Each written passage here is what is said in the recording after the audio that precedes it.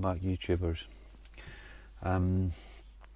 We're going to be looking at an old sheath knife of mine. It's actually an old one of Dad's. He was in the Queen Scouts when he was younger, so I'm talking, this is probably, I would say 65,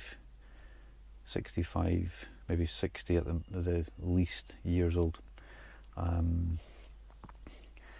The blade's really pretty bad. I've started to try and clean it a little bit. I'm going to give this some acetone, try and clean it up a little bit.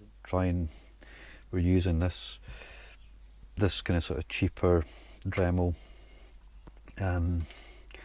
to take some of the tarnish off, and then we're going to try and do something with the leather sheath as well. Give that a wee clean, some polish.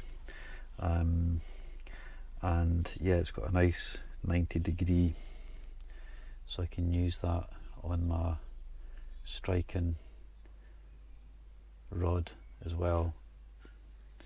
So we're going to start this.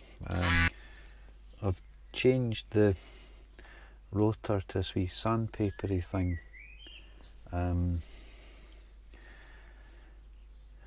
It's working a little bit better. So I'm just going to sort of bash on with that for a minute or two. It's going to take quite a while. I'm not going to, I'm not an expert, never done it. I'm trying to make it look shinier. If we can sharpen it, might try and do a little bit of that, but I don't want to damage it. But there's a lot of steel there. It's an old blade. It's pretty resilient. It says it's Swedish Steel just there, and there's also a little kind of sort of sword emblem there, so I'm not sure. I might try and get a bit of history of it.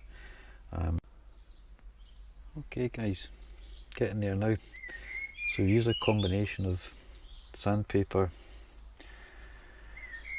brush. It feels better. There's still some pitting. I don't think we'll ever get rid of that.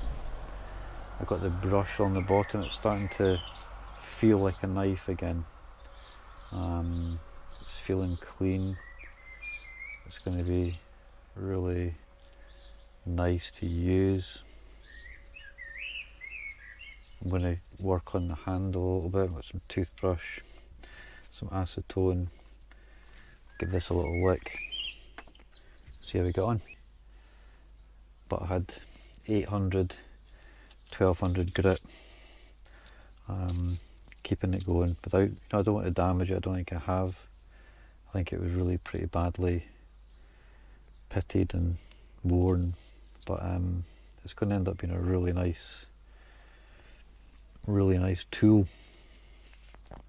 to get into the bushcraft in a little bit, or I don't know, fires, bit of cooking.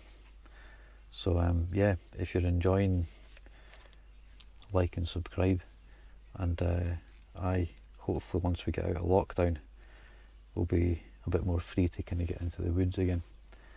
Thanks for watching. Cheers.